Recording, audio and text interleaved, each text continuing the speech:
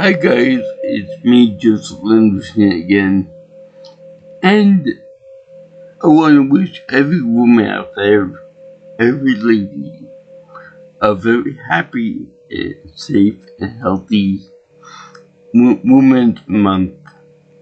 You guys are strong, people are wonderful, beautiful, and I just love everything about the strong, independent women. So as such, I will start talking about one of my favorite shows on Netflix to deal with a strong, independent woman. Shiva and the Princesses of Power. Now you might be asking, why would a 30-year-old man watch that show again? Yeah, again.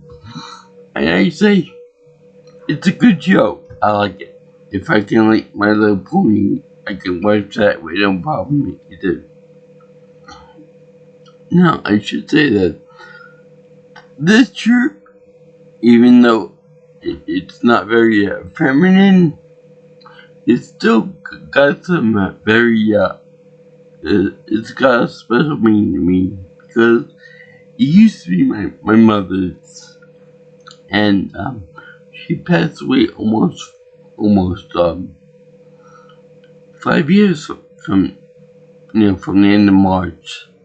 So I'm going to be reviewing this show and other shows and other stuff with this shirt on, because as you all know, women are very strong, independent women. Women are very strong, independent people. But mothers are even stronger than your average woman, as any lady or mother will understand.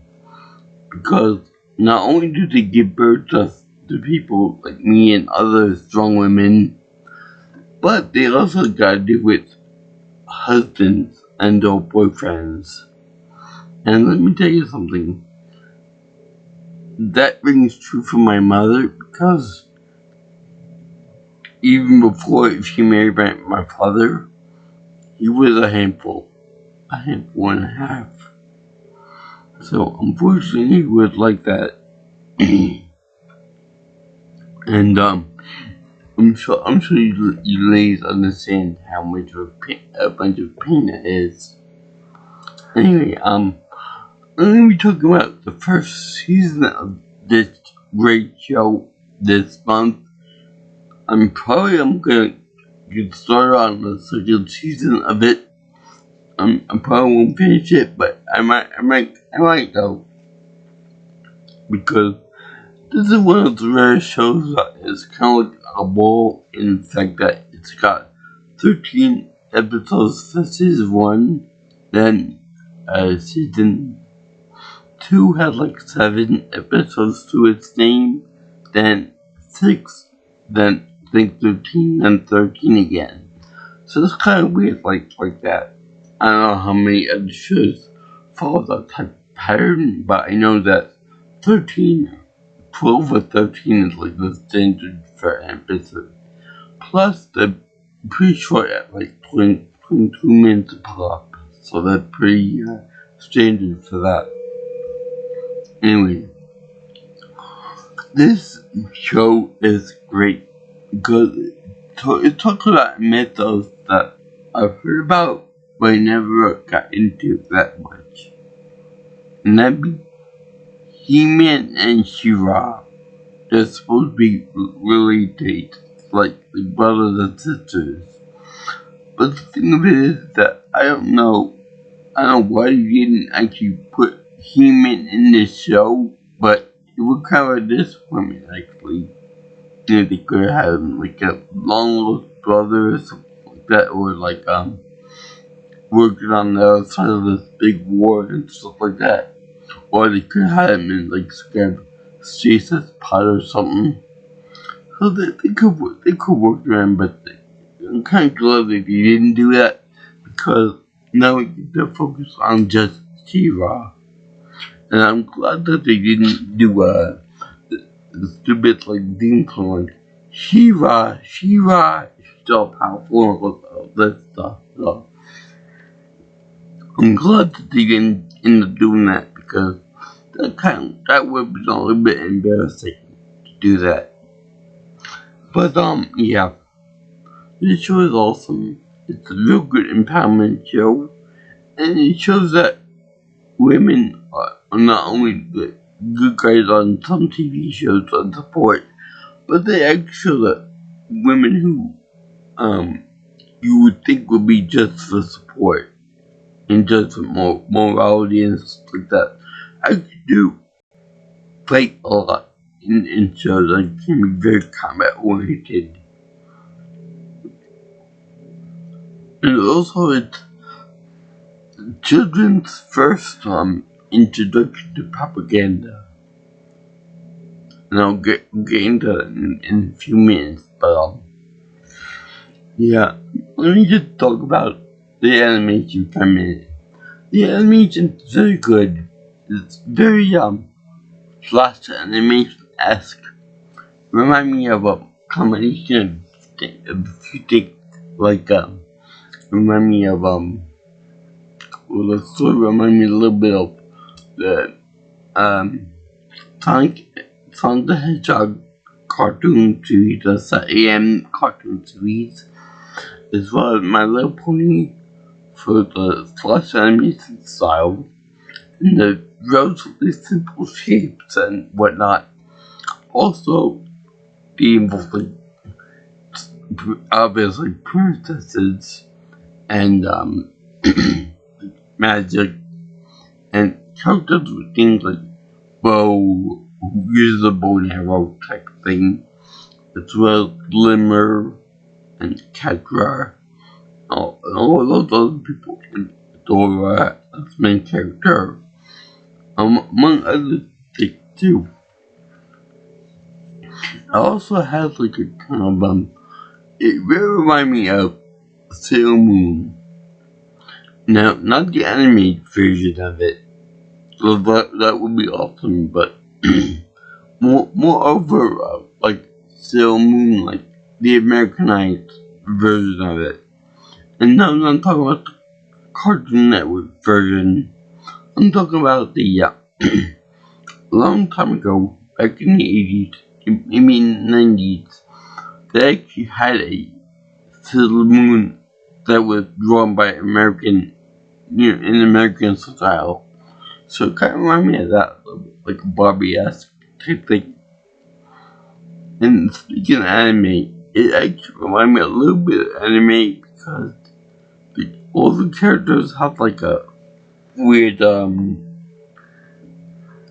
circle thing across their face, under their eyes. Kind of reminiscent of the way anime characters are drawn when they're either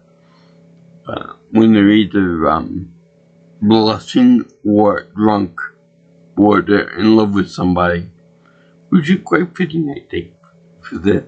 But whatever.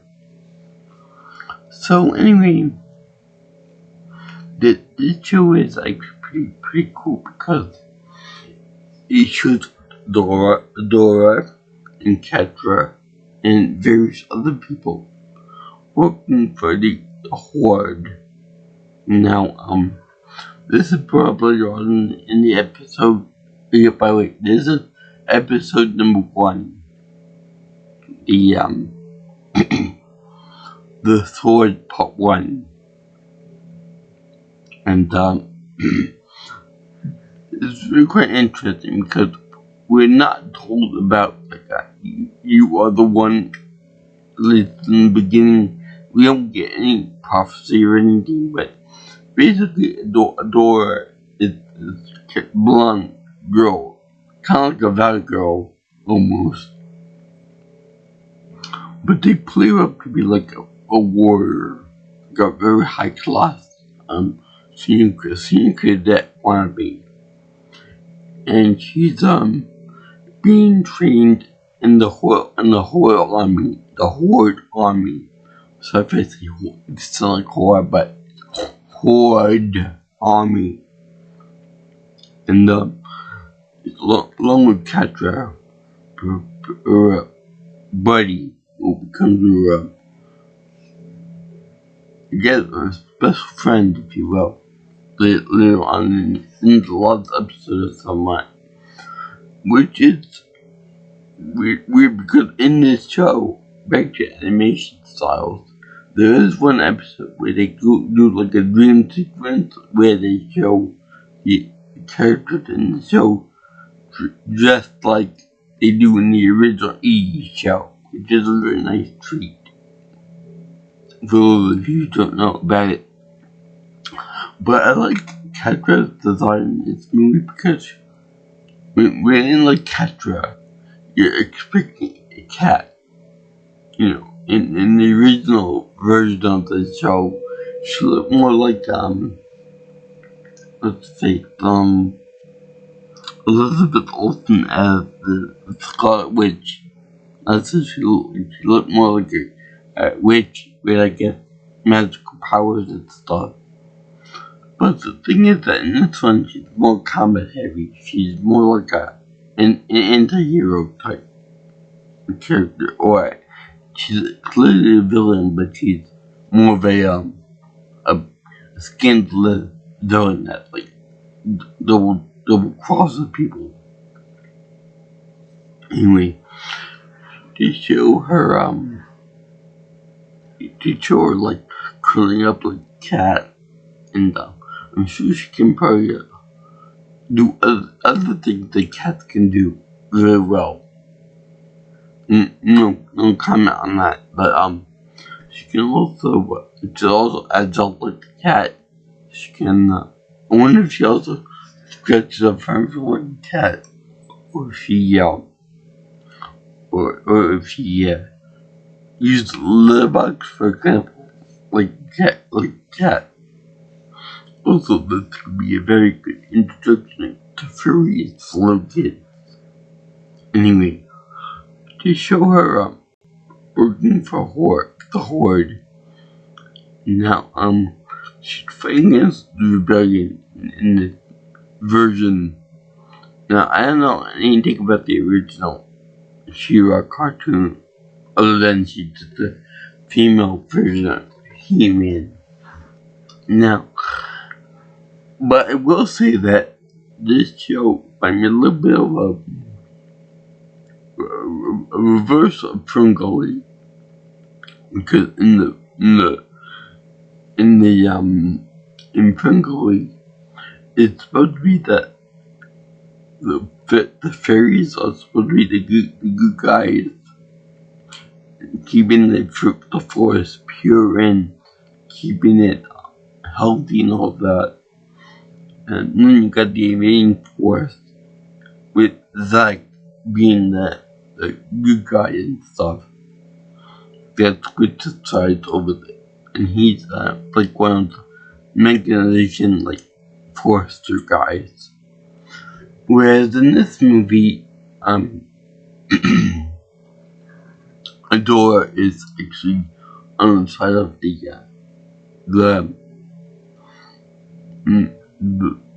bad guy that switched over to the good guy. So it's kind of similar to that, but more with the kind of more or less like a Sonic Hedgehog. The opposite side to the end, where the good guys are fighting with the button kept first. But she's more like Knuckles in that regard, being combat heavy and being switching over to the good side. I've been confused for a little bit. So anyway, they kill the Horde and when a virtual reality training program, of which Catra is very lazy and very she goes into it last minute and takes all the credit for it at the end. So then what happened is they show Baby's first propaganda, by which they show that Dora is beating a heavy punching bag, and the bag has a face of a princess on it. Then, the princess is all evil and stuff. You want the woman that looks beautiful. She has jewelry on here on ears, and if I were Dora, I wouldn't think that such a beautiful person and such a good person would be so evil. Have her like, I'm gonna get you my pretty and stuff like that. I mean, she is called the evil princess. So, and by rights, that woman is the queen. So she's not the princess. The princess are low and underlings that shouldn't look any shadow like evil. Which is something cool because, it's like a brainwashing, we're told, Dora told all her life that these people are evil. And so she believes that she doesn't question it from her adopted family. So she she buys into it 100%. And then so that's the pure the fraternity. Now also one thing is that the Horde territory looks a lot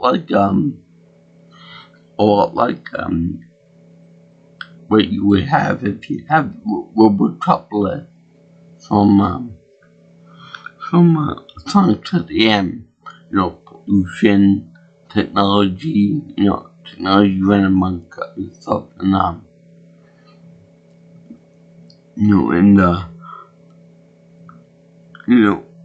look dingy, dirty, and all that stuff, versus the Princess territory. Thank you. The rebellion. The rebellion's got like a pure forest, princesses, power, fairies, and all that good stuff. Like, it's more like a fantasy type thing, like never ending swing meets Fingly meets, another one, almost like Lord of the Rings with the swords they on. So yeah, they do this, and they also introduce Princess Glimmer and Bow. Now, we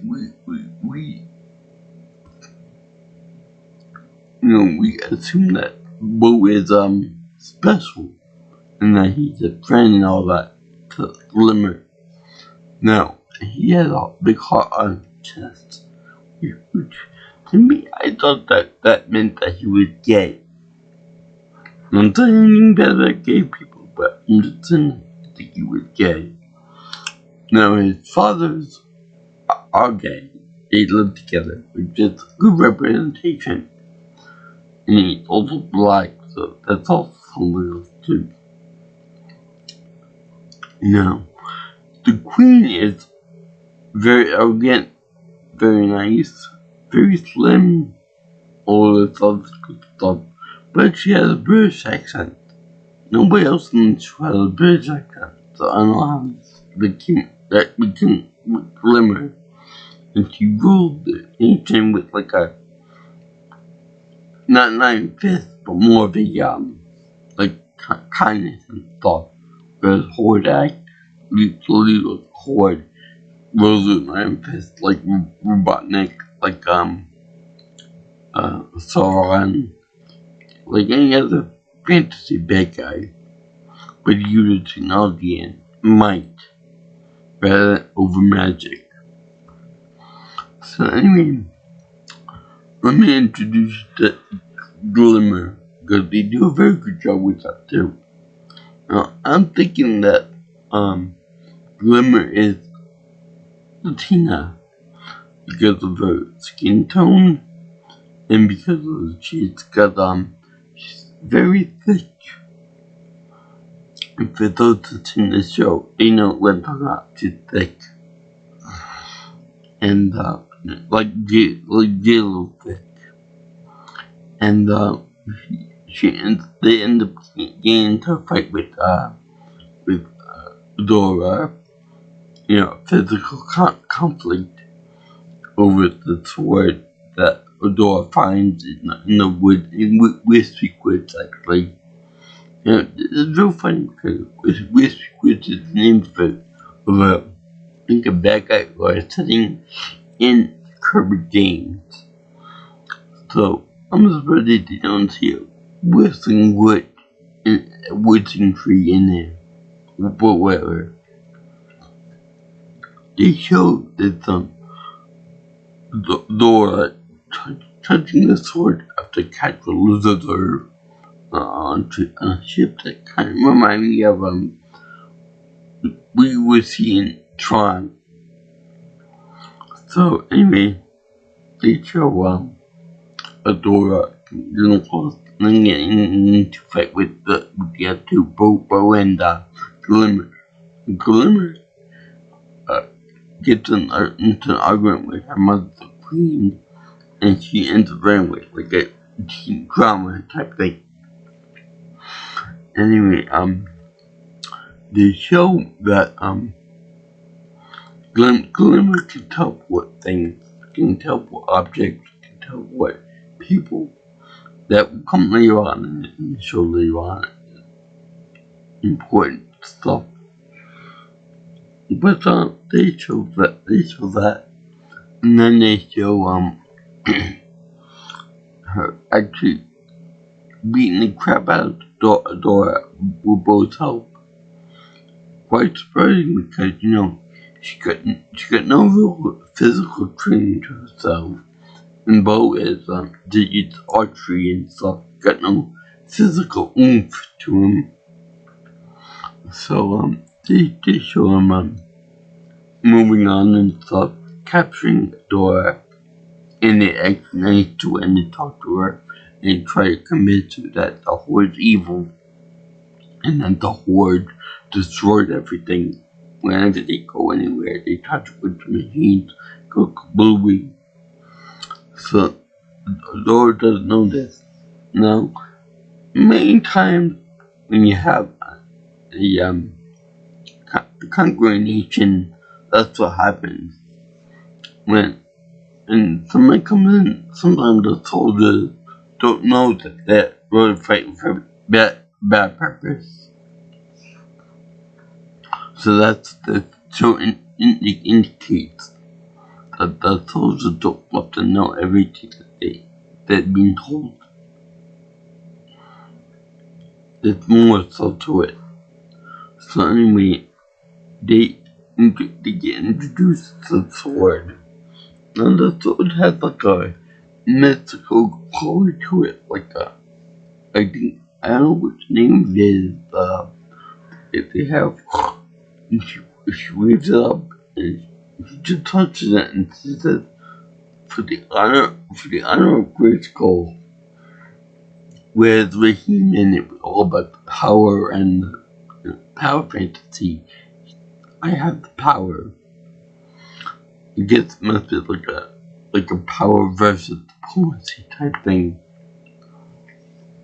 When they show her getting this vision of this church called Let Hope. The Let Hope is supposed to be like an oracle type thing in the sword to draw her potential as being Shiva, the ultimate powerhouse of a character, like a Super Saiyan transformation, if you will. But it's funny because this character is awesome because it looks like a My Little Pony character. Like it's with simple shapes and simple glowing bits and stuff. That the technology to make up the toy is neither the Rebellion or the Horde. So it was made before all that mess came about. I think it's implied later on that it's made by aliens. But whatever. Whereas we find out later on that Hordak, the big bad of the Master of the Universe story, like the second in command by Hor Prime, and it's kind of weird because it's kind of like a Darth Vader, Palpatine type thing, where you think that Vader's big bad, the end all be all for bad guys and stuff, but he takes orders from somebody else, which is very kind of weird because it's funny because in the last episode of the show, they declare this Hordak character, even though he's a clone of Hor Prime, he's like counted as a good guy, when all is said and done with, which is really funny to me because Hordak, the clone, still tried to kill these people, still tried to take over Eternia, still tried to kill the princesses and the queen, so he's still very much a bad guy. So I don't know why they consider him a good guy. I guess because he was taking orders from the big honcho, but that doesn't make much sense either. So anyway, they show oh yeah, I forgot about Shadow Weaver. Shadow Weaver is the trainer of all the Horde soldiers, the human characters, I should say. Now she has she's voiced by the bad guy from Orange is the New Black season 2, and it's awesome. It's just perfect casting because she's evil, she's dark, she's kind of greedy and kind of overpowered too, to the point that she uses the power like that. She's the only magic you use in the whole bunch of the Horde. Everything else is technology and guns and stuff like that, like laser swords and things like that. So anyway, they have her built up like a real bad guy, much like Granny Dread from the Superman mythos, like a trainer of the bad guys. And it's been quite funny because she's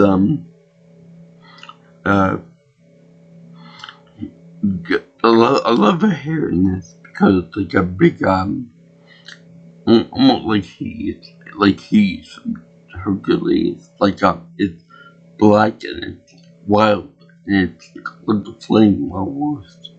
It's really cool. But eventually she gets broken by Hordak, and she ends up going with the good guys again. Because she was originally a bad guy, but she was a good guy. Then she became a bad guy. Then she went to the good guy side again. A little bit like Vegeta with the hair now. And I think about it. But anyway, back to the dog. So she told them the Lord that she is the one. We beat it, the conduit for the sword. Now I have a sword that's like that. One day I will take it out of my closet right now. It's behind other stuff too. It's like that sword, like a big broadsword. And by the way, you just mentioned that a lot of hope remind me a lot of the Oracle from the Aladdin and the King of Thieves cartoon. Anyway, it shows that, and of course the message isn't complete yet. So then Glimmer runs into a little bug creature. I mean a gigantic bug creature like Star Troopers bug creature that they're huge. And of course, you want to eat them all up. And Glimmer and Bo get caught up in some kind of thing or something. So Dora can get away from it, but she decides to help him out anyway because they helped her out beforehand by telling her that the Horde was evil. So she ends up